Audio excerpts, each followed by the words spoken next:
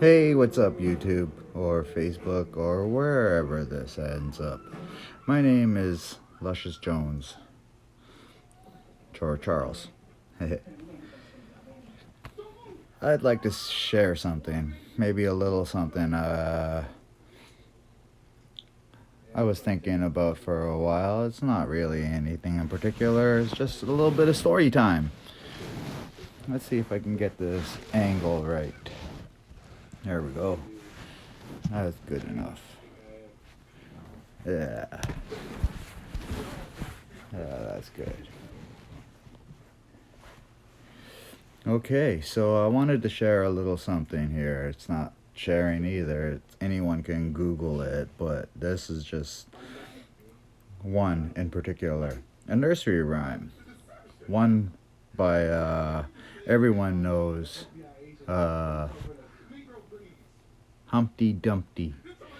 Humpty Dumpty is a character in English nursery rhyme, probably originally in a riddle, and one of the best known in the English-speaking world. He is typically portrayed as a anthropomorphic egg, but he is explicitly described as such.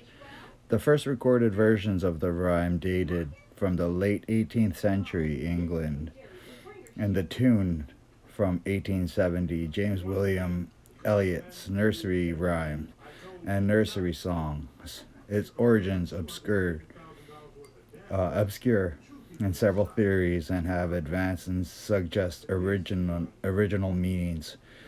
Humpty Dumpty was popularized in the United States on Broadway by actor George L. Fox in the pantomime musical Humpty Dumpty.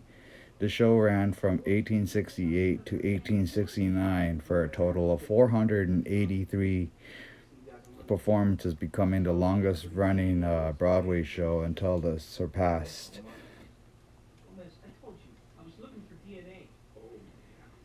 in 1881. As character, literary, and illusion, Humpty Dumpty appeared and referred to as many of the screw it, you can Google that. But here's one of the lyrics and melody. Humpty Dumpty sat on the wall. Humpty Dumpty had a great fall. All the king's horses, all the king's men couldn't put Humpty together again. It is a single quatrain with an external rhymes that follow pattern AABB.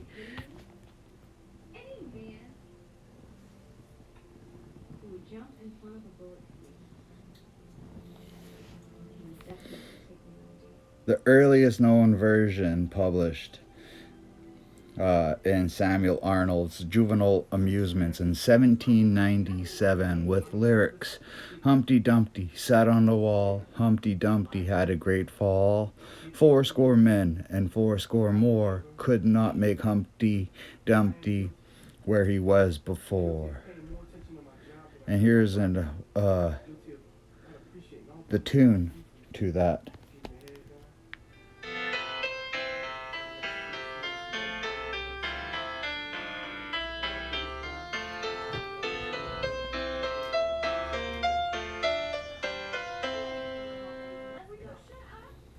Cool,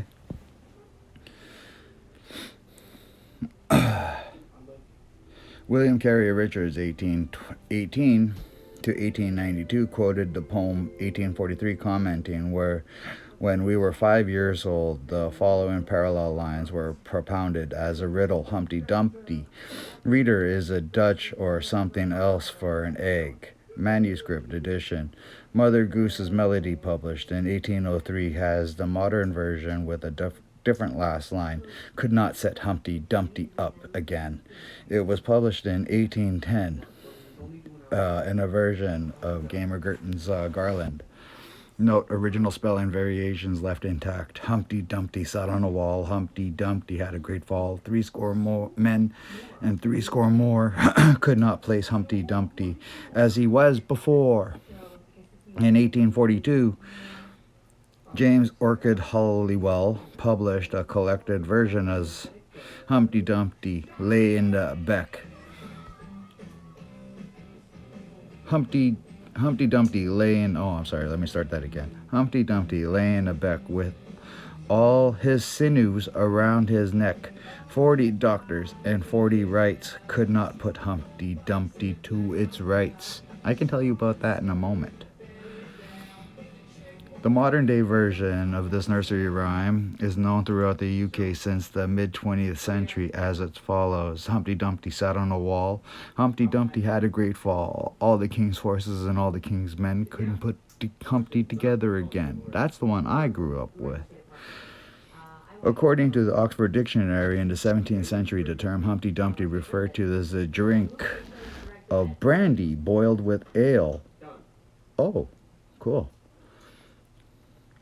The riddle probably exploited for misdirection the fact that Humpty Dumpty was also the 18th century reduplicative slang for a short, clumsy person.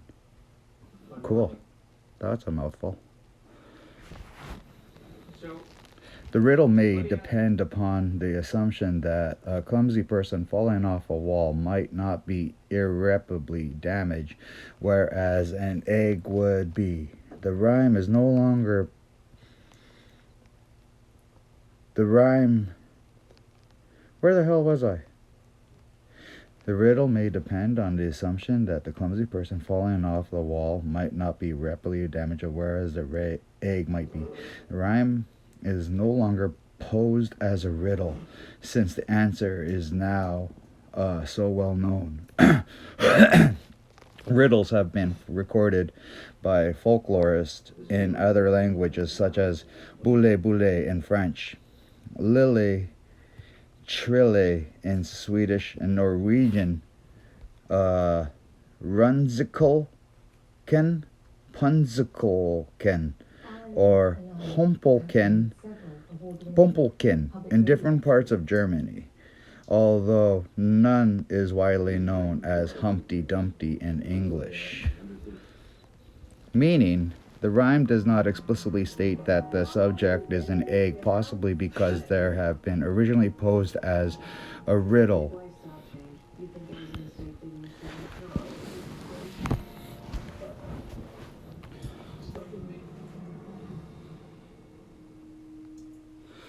There are also various theories as the original Humpty Dumpty. One advanced 1930 posted as King Richard III of England depicted as a humpbacked in Tudor histories, as particularly Shakespeare play, who was defeated despite his armies, Bosworth Field in 1485. In 1785, the Francis Gross's Classical Dictionary of the Vulgar Tongue noted that a Humpty Dumpty was a short, clumsy person of either sex, also ale boiled with brandy. No mention was made of the rhyme. Punch in 1842 suggested a jocularity that the rhyme was a metaphor for a downfall of a Cardinal Wolsey. Just as Wolsey was not buried in tended tomb, so Humpty Dumpty was not buried in his shell. Metaphors. Cool.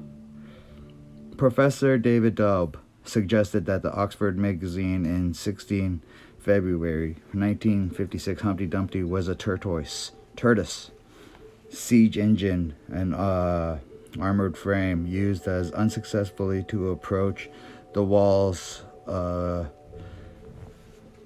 preliminarily held as Gloucester 1643 during the siege of Gloucester in the English Civil War. This was on the basis of a contemporary account of an attack, but without evidence that the rhyme was connected. The theory was part of the anonymous series of articles. Origin Nursery Rhymes was widely acclaimed in academia, was derided by others by the ingenuity ingenuity's sake, declared to be a spoof. The link was nevertheless popularized by children's opera All the King's Men by performed Rodney Bennett. 1996, Rhyme to a Canon recorded his use from the Church of the St. Mary at the wall of the Royalist defenders in the siege of 1648. In 1648, the Colchester was a walled town with a castle, and several churches was protected by the city wall. The story given was that a large cannon, which the website claimed colloquially called Humpty Dumpty, was strategically placed on the wall. A shot from the preliminary Terry cannon succeeded in damaging the wall beneath Humpty Dumpty, which caused the cannon to tumble to the grounds. The Royalists or Cavaliers or all the King's men attempted to raise Humpty Dumpty in another part of the wall, but the cannon was so heavy that all the King's men and all the King's horses couldn't put Humpty together again. Author Albert Jack claimed in his 2008 Pop Goes the Weasel, The Secret Meaning of the Nursery Rhyme, that there's no other verses supporting the claim. Elsewhere, he had claimed that he had found an old dusty library and an even older book, but did not state what the book was or where it was found. It has been pointed out that two additional verses are not in style in a 17th century existing rhyme. They do not fit the earliest printed version, which do not mention the horses men.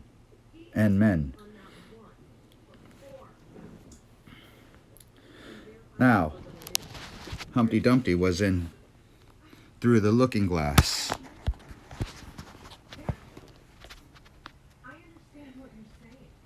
What time is it again? Well, I'm actually back in the ship press. Marcus and I are still unpacking. Very exciting.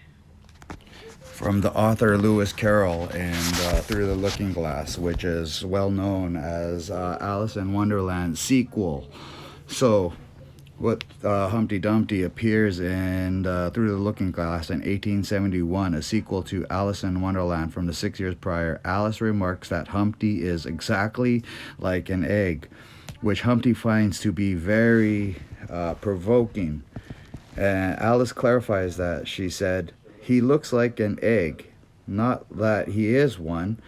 They discuss semantics and pragmatics when Humpty Dumpty says, "My name means the shape I am," and later, "I don't know what you mean by glory," Alice said. Humpty Dumpty smiled contemptuously. "Of course you don't, till I tell you. I meant that there's a nice knockdown argument for you. But glory doesn't mean a nice knockdown argument," Alice objected. "When I use a word," Humpty Dumpty said, "I'd rather you, in rather a scornful tone, it means I just what I choose it to mean, neither more nor less." "The question is," said Alice, "whether you can make words mean so many different things." "The question is," said Humpty Dumpty, "which is to be master, that's all." Alice was too puzzled to say anything, so after a minute Humpty Dumpty began again. "They've a temper. They've some particular verbs. They've the proudest adjectives you can do anything with, but not verbs. However, I can manage the whole lot impenetrably. That's what I say." This passage was used in Britain by Lord Atkin. Cool.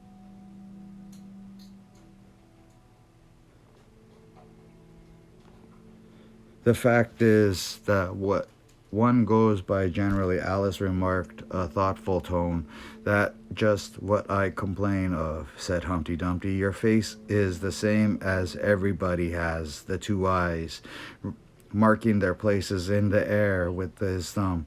Nose in the middle, mouth under. It's always the same. Now, if you had two eyes in the same side and nose, for instance, and a mouth on top, that would be some help. Okay. So, thank you for joining me. This is my take on Humpty Dumpty. I didn't exactly get the finish of it, but the castle part, that was really cool, you know, because they say that that's where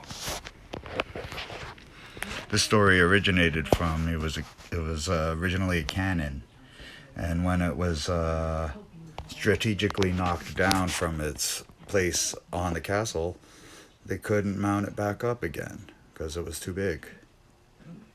Cool, eh?